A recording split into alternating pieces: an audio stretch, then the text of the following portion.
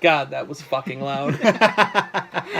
All right, hey there, Commandos. How you guys doing? As you can see, it is still Rooster, Squiggle, and Red Lion hanging out. Now we got a Tuesday toy chest. Love the toy chest. Yep. So we dug into my toy box a little bit, and what did we pull out? Well, we pulled out a statue this week, so it's not as much a toy as it's more of a collectible. But I mean, it's the same thing, really. I mean, fuck the rules. This is how we're doing it.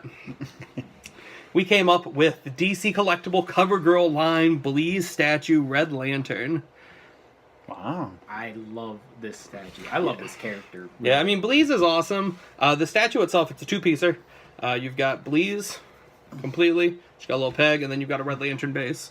I love the Red Lantern base just because it's that, like, just gorgeous translucent red plastic. It's got the little logo right there. You can see all the way. It's just so nice. It's just the napalm that they're sitting on. Yeah. Something I actually really enjoy about this statue, it's like she's on there, and then it's kind of like she's standing on the red.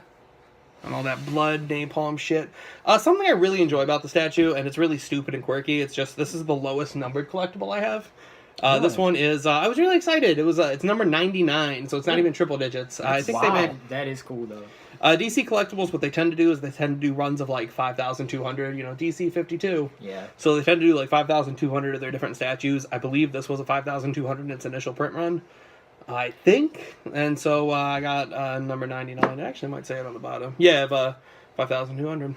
So that's actually that I didn't even know that. That's cool. Yeah, that's so it's awesome. a fun little fact. It came out a couple years ago. It was towards the beginning of the CoverGirl line, I believe. Yeah. Okay. And I've got a couple of the other statues in line. I've got the Power Girl. I've got a Zatanna. I really enjoy the line. I like CoverGirls. I'm a big Bombshells kind of guy, so I have a lot of those too. But the CoverGirl line is just as gorgeous in my opinion, and I'm a big fan of them. I mean, I'm actually surprised they haven't done anything on the Bombshell line with her, because she's really perfectly made. Yeah. Well, I think they do a lot with what's in the comics now. Like, they came out with the series, and now they're doing the comics. And, I mean, I don't know. I don't actually know what's on the pipeline for the Bombshell line right now. Okay. But, no, I really love this one. It's a cold cast porcelain, so the entire statue itself, she's a nice cold cast porcelain. She's painted really well. You can't tell as well, I think. Well, there we go. It's a little bit better. She's got a nice gleam to the actual Red Lantern parts. Yeah. Shine to it, yeah. Yeah, really good shine to it. The eyes are just, it's a great look. It's a great twisted smile. The wings, I like the very wings. delicate, but they're not as delicate as you'd expect them. I'm saying then, like, one just cracks off. The wings themselves, though, they held up really well. I was a little nervous when I initially ordered this guy a couple years ago, just because I was like, oh, man, are those bones going to be, like, just brittle shit? As you can see, there's a little bit of vibrate, a lot of give to them, so there's a little bit more give and a lot more than I'd expect.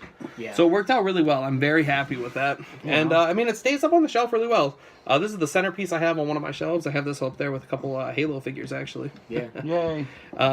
Yeah, I am a huge fan of this figure. It's one of the, it's definitely, like, for me, it's a favorite piece. It's a centerpiece to a collection. Top 3 for you. Oh, yeah, I love this one. Yeah. It's a great piece, too. It really is. Yeah. I mean, it helps. There's not as much Red Lantern stuff out there. Right. Like, there's, like, an Atrocitus bus, I think. I think there's an Atrocitus from the animated series you can find statue-wise. Yeah. There's a Dexstar stuffed kitty. Oh, yeah, we already did that in a Tuesday Toy Chest. I think, you can still see him up here in the corner, right above my thumb.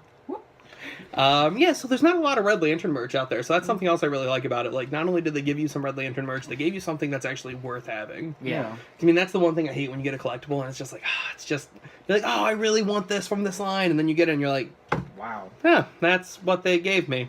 All the hype and not... Yeah, pretty much. I mean, like, some old, I'm not going to name lines specifically, but there's some old figures I've got, like, yeah, I can't wait to see this guy, they're going to make a whatever. And then you see what they actually make, and you're like... Thanks. Well, I appreciate it. And then you know they're not going to make more because it didn't sell well because it wasn't a good piece. Yeah, I mean, the Red Lanterns, they're not as big nowadays. They opened up the Green Lantern Corps. No, they opened up Green Lanterns when they did DC Rebirth. I'm pretty behind in that, but I don't think they've popped back. Yeah. I don't know. I'd have to look at the comics. I mean, even then, there's just not a lot done. I think that the best representation of this character was done in the New 52. Mm-hmm. I know it's blasphemous for some people. But I think the Red Lantern book and the New 52 had the best representation of, like, Bleez and some of the other characters. I really enjoyed it. I missed that line a lot. Actually, the Red Lantern line in New 52 was one of my favorites to read. It was such a different book at the time, too. That was what was great. It was actually, It was actually one of the titles that I picked up because it was one of my favorite lanterns, and it was Guy Gardner. Yeah. And he was headlining it, so I picked it up because I got into it around issue 24, 25 of the New 52. Yeah. It was right around the time Guy Gardner was taking over the reins of the Red Lantern Corps, and I was like, yeah! Oh. Yeah, So, it was something different that you weren't seeing anywhere else, which was, it made it great. Very true. But yeah, back to the statue. I love it. It's a fantastic piece to any collection. I don't know how rare it would be for you guys to find nowadays.